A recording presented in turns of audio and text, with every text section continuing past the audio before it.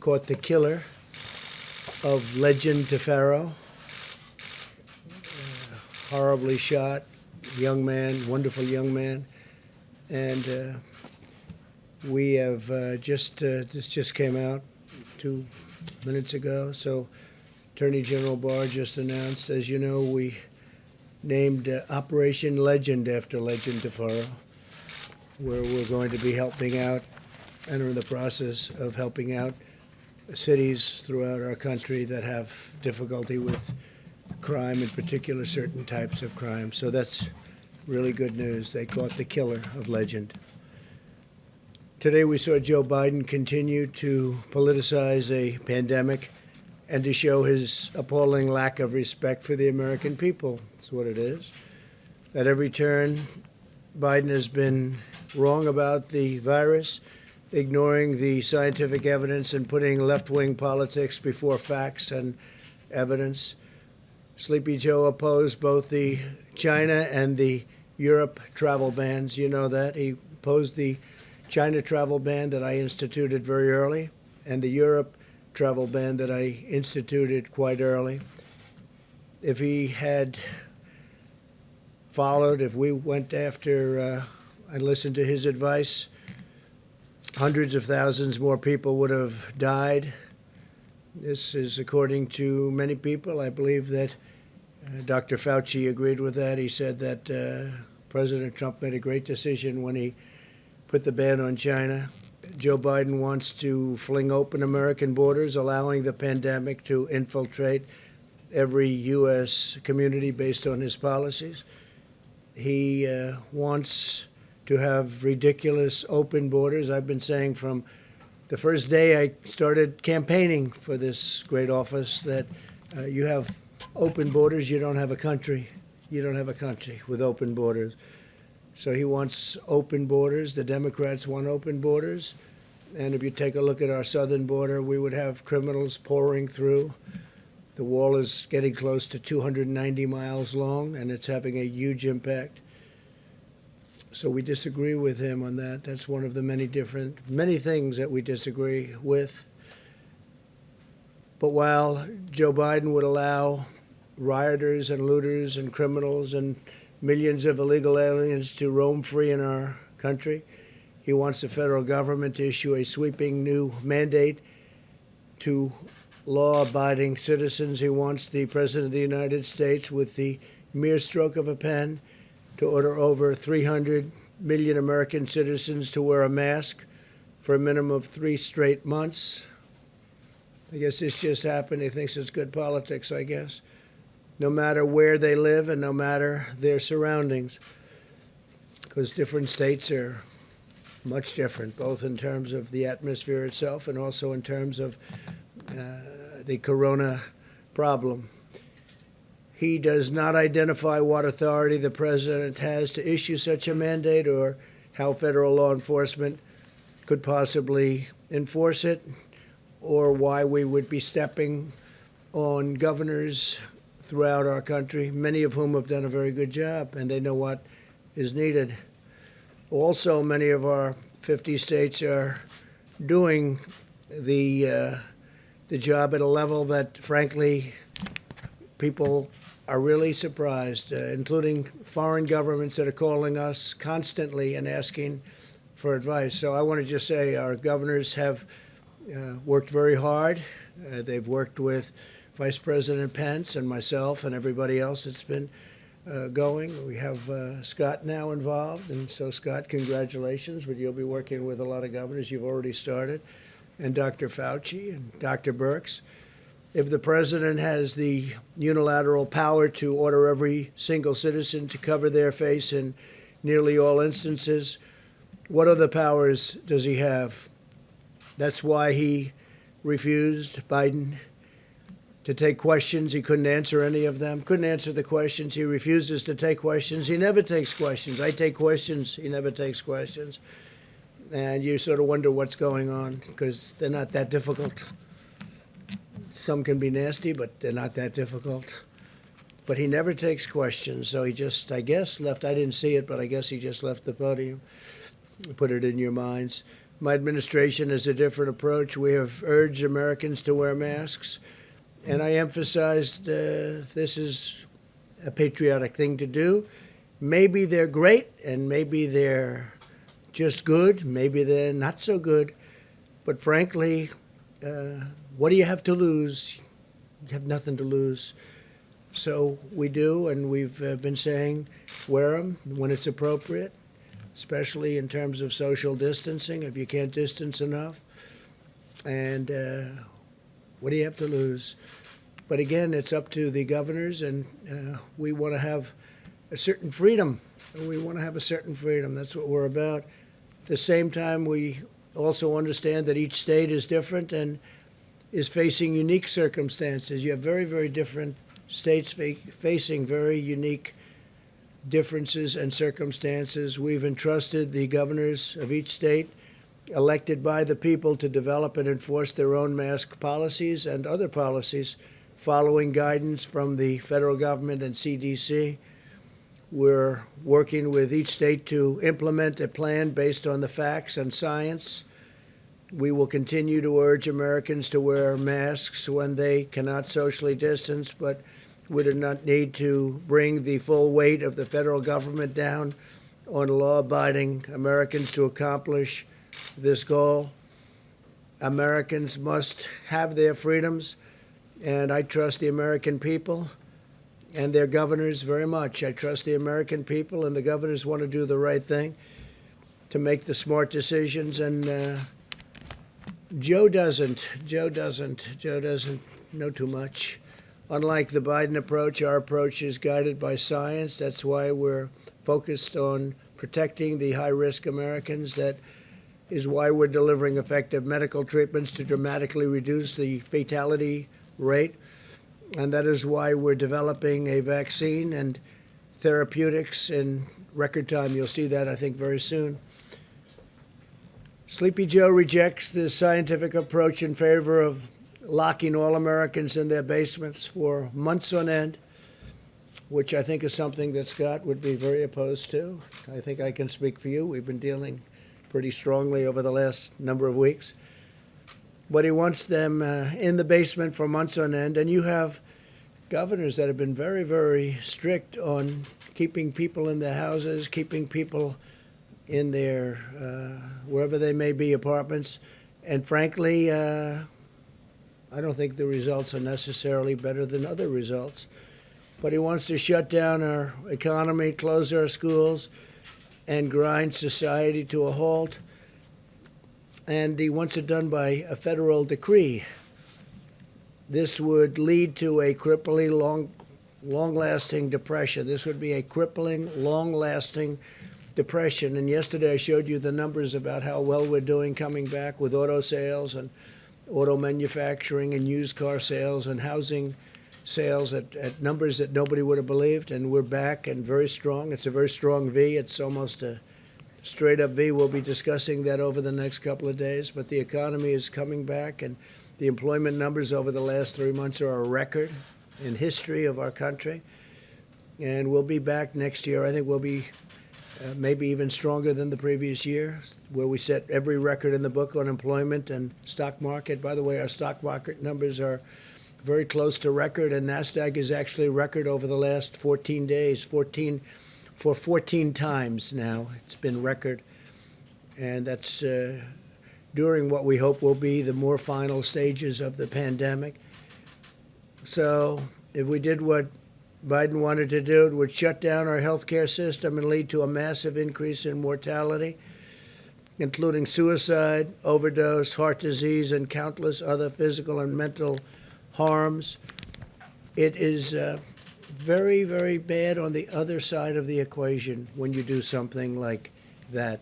Those shutdowns are very punitive, very punitive. They hurt a lot of people in a lot of different ways, through depression, through suicide, through so many other things, alcohol, drugs.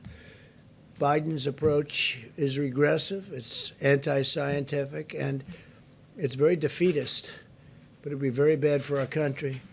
While Joe Biden has been playing politics from the sidelines, he has no clue.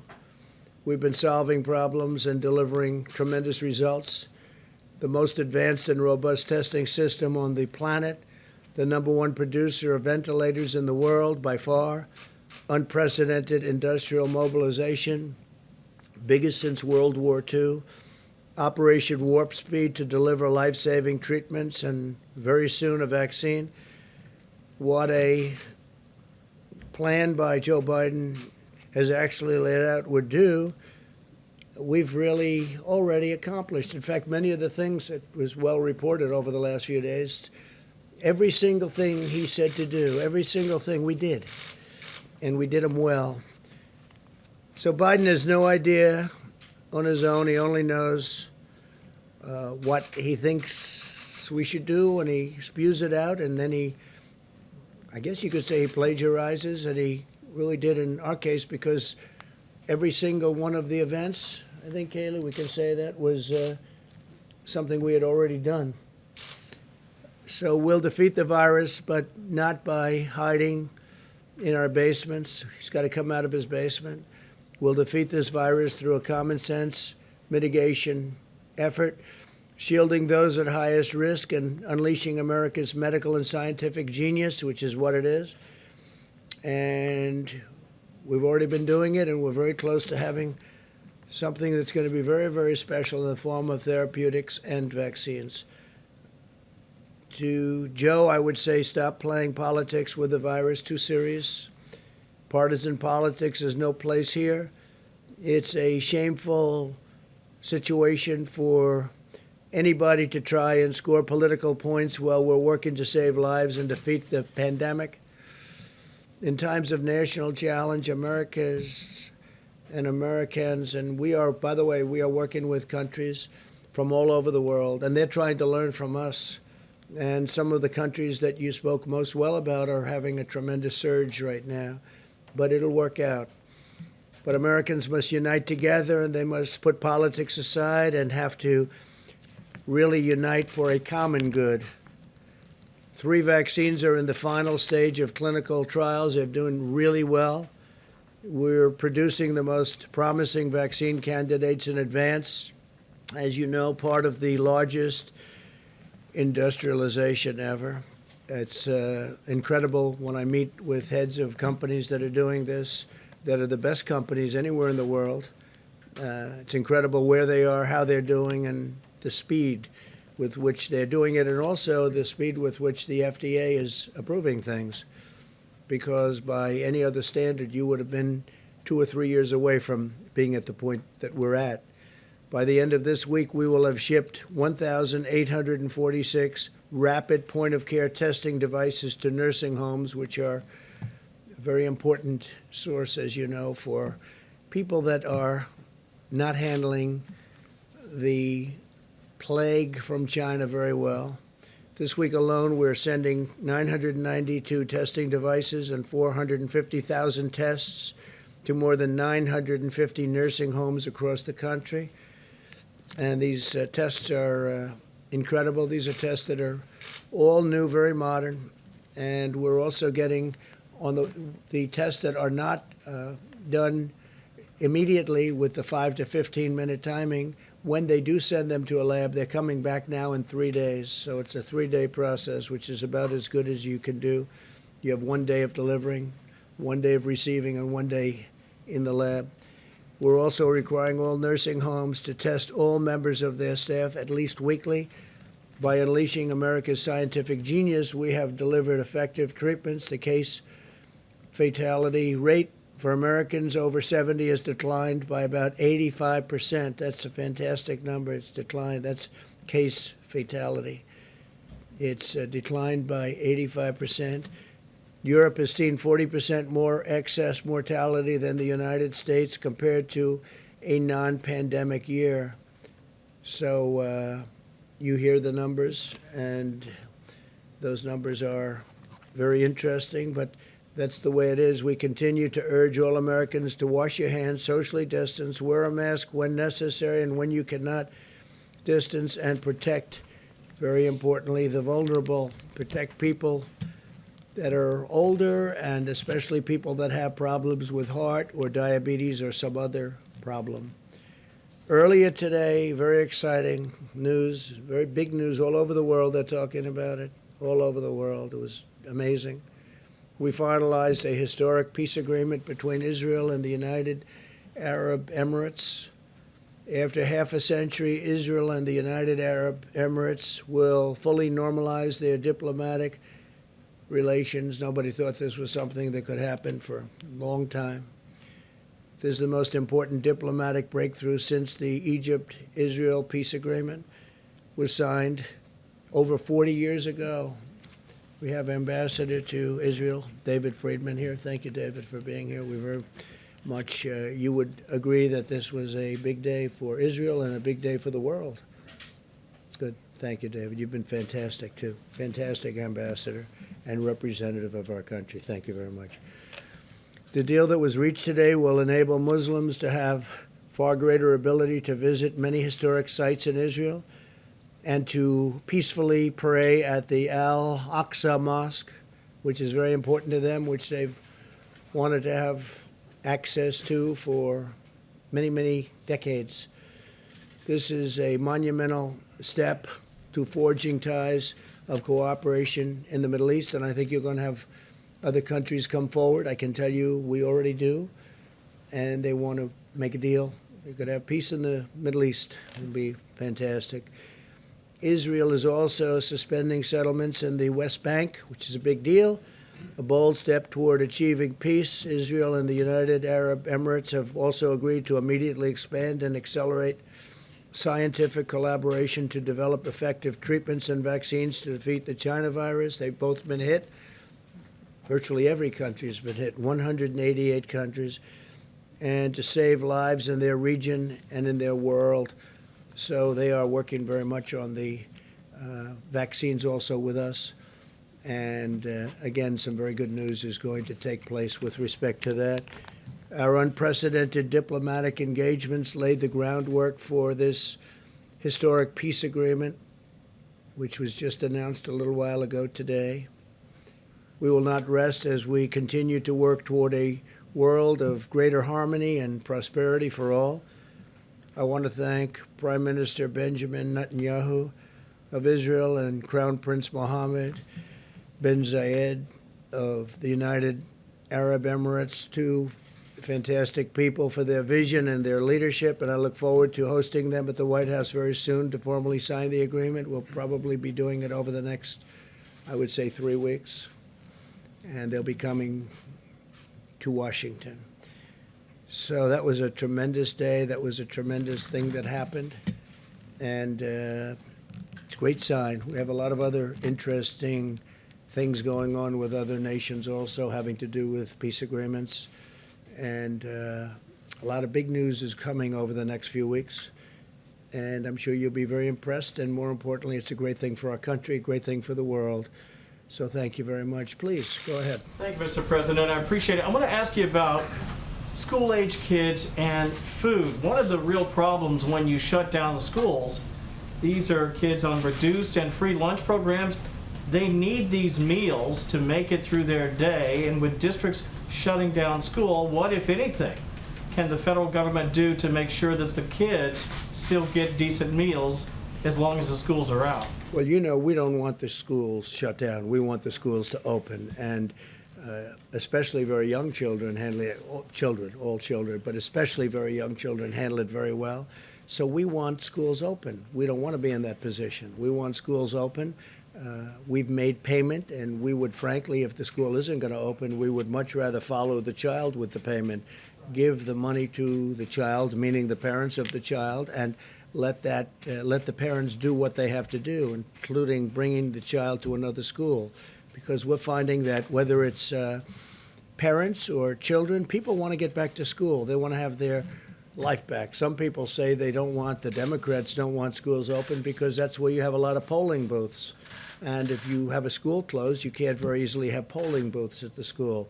And that's becoming, I think maybe we'll be able to show that as fact, but that's another thing that they're doing to try and keep people away from the polls. So we have to look into that, but it's you've been reading about it, I've been reading about it, and I don't like it. But we'd like to see the schools open. then we don't have that problem. Good question. Thank you, Mr. Bruce. President, what's your understanding of how long Israel will suspend its West Bank annexation plan? What do you think? Tell me. Well, we're putting all our eggs into the basket of peace. We have an agreement with the Emirates. We're going to nail down all the details, embassies, overflights, commercial. Then we're going to extrapolate that to the rest of the region. How long that takes, I can't tell you, but we've prioritized peace over the sovereignty movement. But it's not off the table. It's just something that will be deferred until we give peace every single chance. And if I could follow up, what do you want the Palestinians to take away from this deal, since they're not really a party to it? Well, but they are supported largely by some of the countries that we're talking to and that have already signed, in the case of the one country, but others will be following.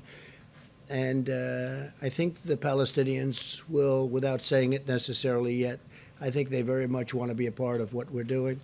And I see ultimately the Palestinians, I see peace between Israel and the Palestinians. I see that happening.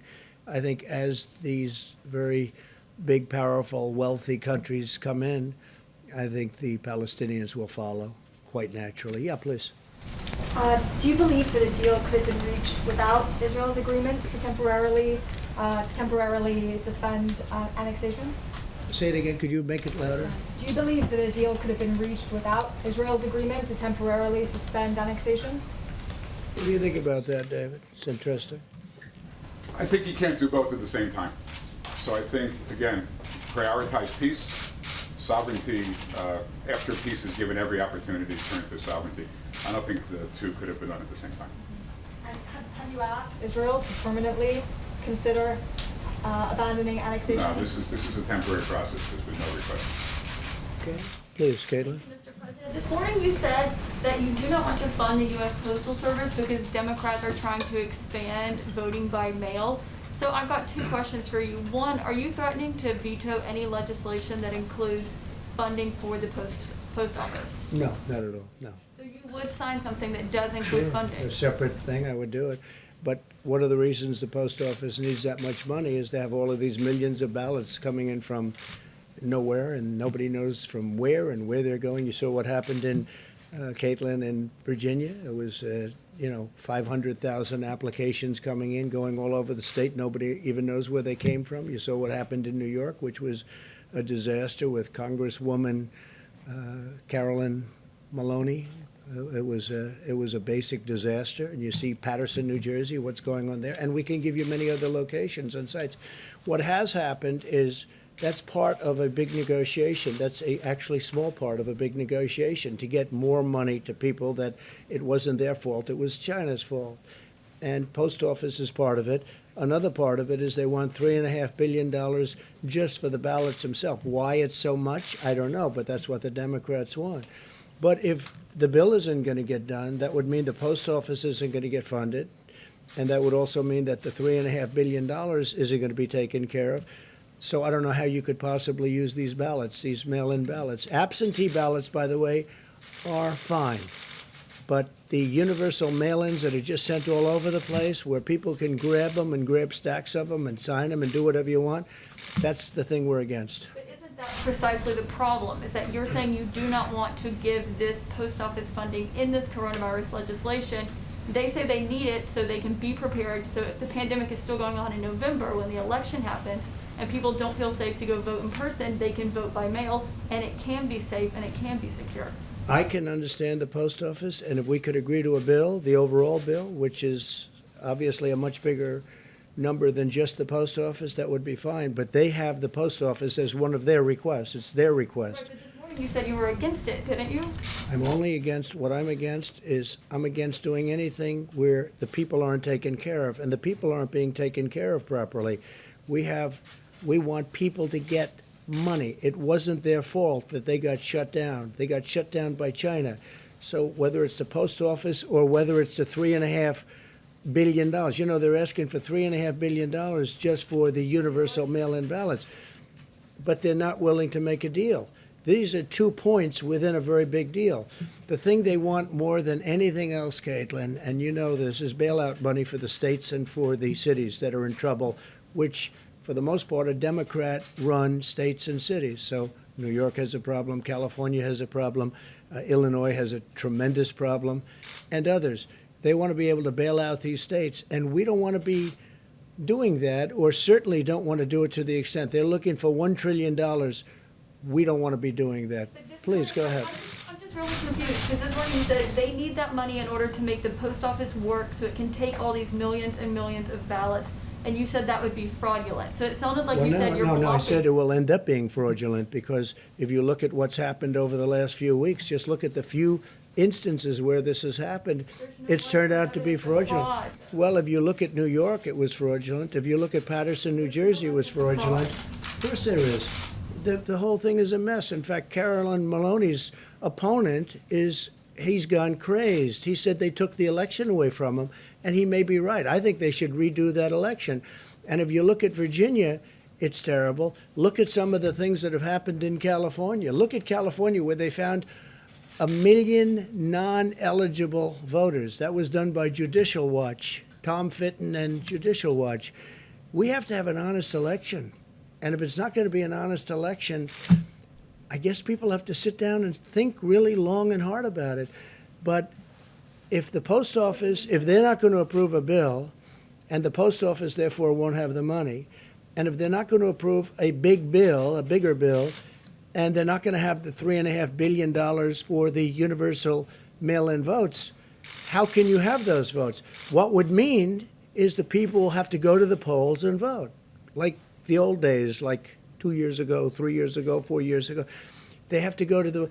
It doesn't say anybody's taking the vote away, but it means that the universal mail-ins don't work. Absentees do work. It's a very different thing. An absentee, where you make an application and you send it in, they send you a vote, it's different. But so, Caitlin, I'm not saying anything wrong with voting. I want them to vote. But that would mean that they'd have to go to a voting booth like they used to and vote. Even if they don't feel safe voting in person, people want to vote by mail because. Well, they're going to have to feel safe, and they will be safe, and we will make sure that they're safe. And we're not going to have to spend $3.5 billion to do it. And when you go to a voting, it would be wonderful if we had voting ID, and some states have that and some states don't because they can't get it passed. Most states want it.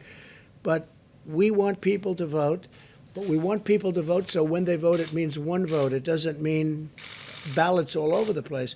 You saw what was happening in Virginia, where piles of ballot applications are dropped all over the state. They had them named after dogs. They had them named after dead people. We want to have an accurate vote. I'm not doing this for any reason. Maybe the other turns out to be my advantage. I don't know. I can't tell you that. But I do know this. I just want an accurate vote. And it's a fair question, by the way. So does everybody else. Okay. Yeah, in the back.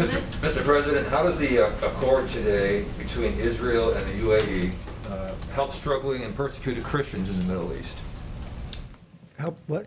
How does it help struggling and persecuted Christians in the Middle East, the deal today? Well, I think it's going to. I think it's a big start. And you're right about that. Christians have been persecuted by some countries in particular in the Middle East. And I think this is a big start. It's going to be a very strong start, very powerful start. And it's something that I will tell you, I've told David and I've told every one of our negotiators, if you look at the way Christians have been treated in some countries, it's beyond disgraceful. It's if I had information and if I had absolute proof, some of the stories that we've heard, which is not easy to get, I would go in and do a number to those countries like you wouldn't believe what they do to Christians in the Middle East, and it's disgraceful. It's disgraceful. You're right. It's a very big part of the overall negotiation. And as countries come in, for instance, UAE has agreed very strongly to represent us. I think they will very well with respect to Christianity, because in the Middle East it's not treated well. It's not treated well at all. It's treated horribly and very unfairly, and it's criminal what's happened. And that's for many, many years. I think it's a great question and it's a very unfair situation. Please, go ahead. Thank you, Mr. President. Larry Kudlow said that there's a routine check-in call with China on the Phase 1 trade deal. My question is, what if they bring up TikTok and also WeChat?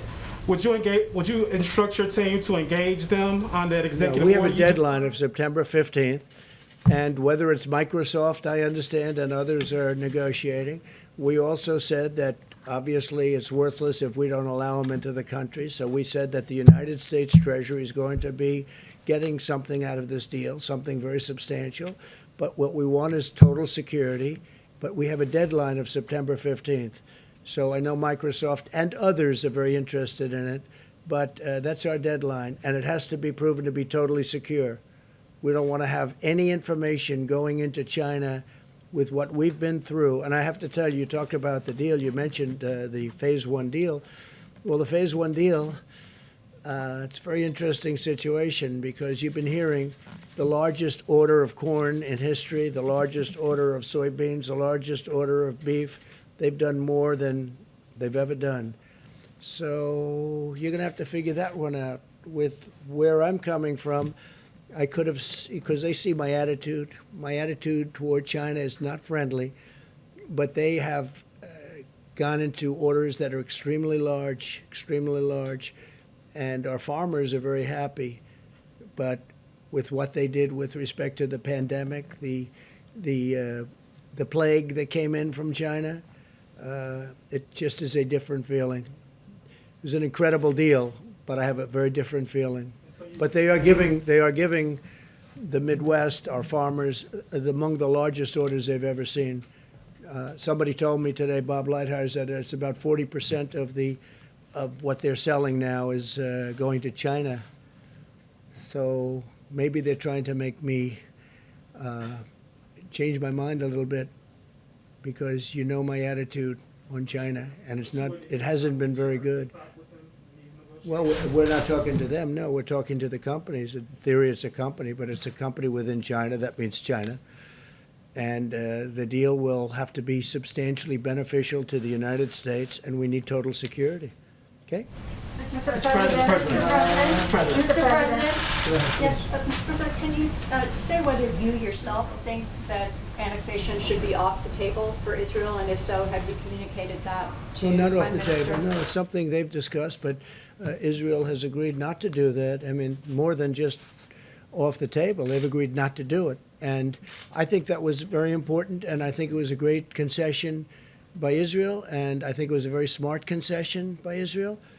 But, David, you have anything further to add on Prime that? Minister was pretty clear today at his own press conference that he considers this to be a temporary suspension and that the deal would still be open to him at some point in the future. I'm asking what you think he should do. Should he Well, actually right now, write it all I off? can say, it's off the table. So I can't talk about sometime into the future. That's a big statement. But right now, it's off the table. Is that a correct statement, Mr. Ambassador? Yes, the word suspend was chosen carefully by all the parties. Suspend, by definition, look it up, as means temporary halt. It's off the table now, but it's not off the table permanently. Go ahead. Mr. President, thank you so much. Just to follow to some of the questions that Caitlin was asking, you said you do want an accurate vote. That's Would right. you direct the Postmaster General to reverse some of the policy changes that have No, occurred not at there all. in order to prevent delays? No, I wouldn't do that at all. No, I want the post office to run properly, but, which makes sense, they would need a lot more money if they're going to be taking in tens of millions of ballots that just come out of the sky from nowhere, and so they need additional financial help. It's a part of the bill that the Democrats don't want to make because they want $1 trillion, much bigger part of the bill. They want $1 trillion to go to states that are run by governors who happen to be Democrats who have not done a good job for many, many years. And those are states that owe a lot of money and need a lot of money, and they're talking about $1 trillion. So the post office and the $3.5 billion for the votes themselves, which sounds like a lot of money they're looking for. $3.5 billion. Think of that, $3.5 billion to have mail-in ballots. Again, absentee good, universal mail-in very bad. Please. Taking a step back, one quick follow-up. Given that the negotiations are still ongoing about whether to get more money to the Postal Service, why not put more resources and more money yourself. Find a way to do that, to make sure there is a Well, free they can and do it fair very election. easily. All they have to do is make a deal. If they make a deal, the postal service is taken care of. The money they need for the mail-in ballots would be taken care of if we agree to it. That doesn't mean we're going to agree to it, but all they have to do is make a deal. But again, more important to them is not that. That's a lot of money, but it's small time compared to the other. What they want to do, and very, very, very strongly what they want to do, is bail out cities that are run by Democrats and have been for many years. And these cities and states have done very badly, and they desperately need money for that. And we're open to something, but we're not open to the kind of money that they need. Go ahead, please. Mr. President, very quickly, my question for you is just what are Just you 1 doing- second, please. Go What are ahead. you doing as president to make sure there is a free and fair election? That the what? What are you doing as president to make sure there is a free and fair election? So everyone talks about Russia, Russia, Russia. They talk about China, China. They talk about all of these different countries that come in and run our elections, which is false. But what they don't talk about are things like very loose mail-in ballots, universal in nature, that frankly Russia, China, North Korea, Iran, all of these countries that we are reading about, hearing about, and in some cases they're writing about intelligence-wise, these countries can grab those ballots or print forgeries of those ballots, and they would go out and they would have a field day. This is the easiest way for the mail-in ballots is the easiest way for a country like a China or a Russia or a North Korea or Iran. I hear Iran too, that was part of the report. This would be very easy for them. This is much easier than, well, we have been very strong. Now, if you remember, President Obama was informed about Russia by the FBI in September. The election was in November. President Obama decided to do absolutely nothing about it. People don't mention that very much anymore. That's a lost fact. But he was informed very powerfully that they're going to do, and President Obama did nothing. We have done a lot, and we've really shored it up. But what people can never prepare for are millions and millions of mail-in ballots, because they can be forged, they can be captured, they can be taken. No, well, that's a very hard thing to do. We have to make sure that we can do that. Please. Mr. President, after 3.5 years, do you regret it all the lying you've done to the American people? On All the what? everything. All the lying, all the dishonesties That who has done? you have done. Tens of Yeah, thousands. go ahead, please. Please. Go ahead. Go ahead. I wanted to ask about the payroll tax Go ahead. cut. One, is it going to be optional or mandatory for employers to defer and not collect the payroll tax? So we're- and if I have a follow-up on The that. payroll tax is very important and a very big benefit to people, as you know, to companies, because we want the companies to be strong, but now directly to people. And it's a very big number, and we're taking care of it, and this will go directly to the people, the workers within the company. It's a payroll tax. It's called a payroll tax cut. We're cutting the payroll tax, and it's a very large number, and that will go directly to the workers of the company. Well, if employers collect that through FICA, will that be are they going to be required not to collect that money?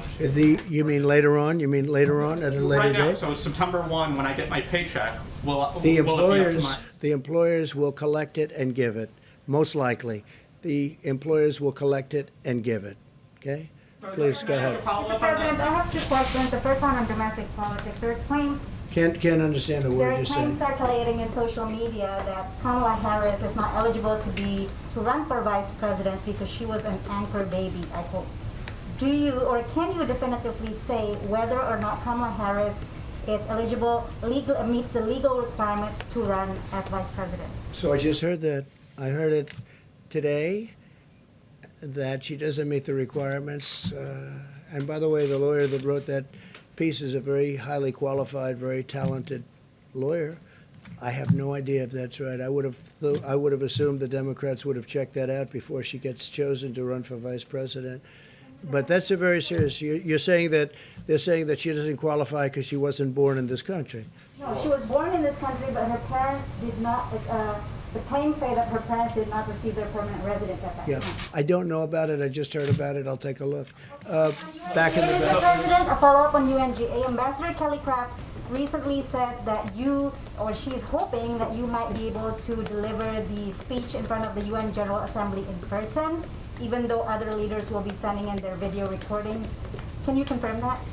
Yeah, I'm thinking about going directly to the UN to do the speech. A lot of people will not, because of COVID, will not be able to be there, as you know. But I think it's appropriate if we can do it, I'll do it directly.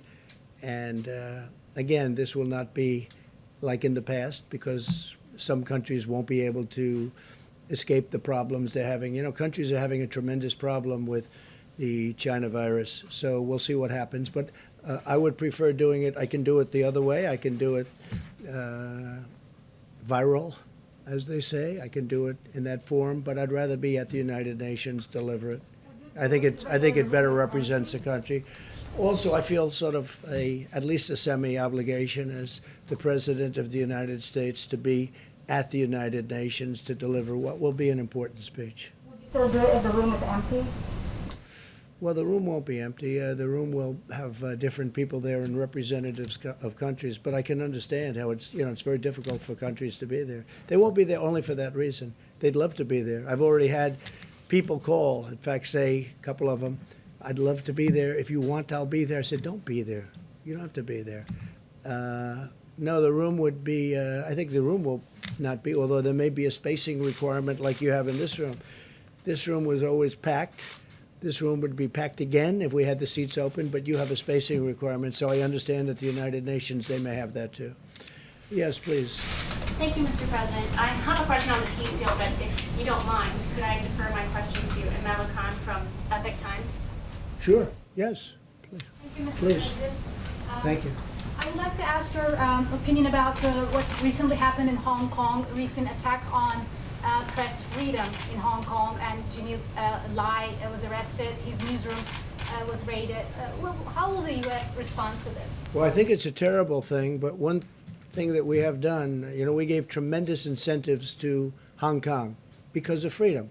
We want freedom. And we were giving tremendous economic incentives to Hong Kong, and we have now withdrawn all of those incentives. And it will be impossible for Hong Kong to compete with the United States with respect to that. It just won't be, because we've taken all of the incentives away. If you look at China with the World Trade Organization as an example, they're getting tremendous because they're considered a developing nation, which is ridiculous. Why should they be a developing nation, but we're not? And they get tremendous incentives. We have, by the way, told them it's unacceptable, and we've been doing that for a long time. They understand exactly how we feel, and big changes are being made. But with respect to Hong Kong, they get tremendous financial incentives so that they could do business and compete in the world. We've now withdrawn all of those incentives. It's going to be very hard for Hong Kong to compete. And I will tell you that the United States, and I say this from any standpoint you want to hear it, will end up making a lot more money because of it, because we lost a lot of business to Hong Kong. We made it very convenient for people to go there, for companies to go there. We've withdrawn all of that, and the United States will be a big beneficiary for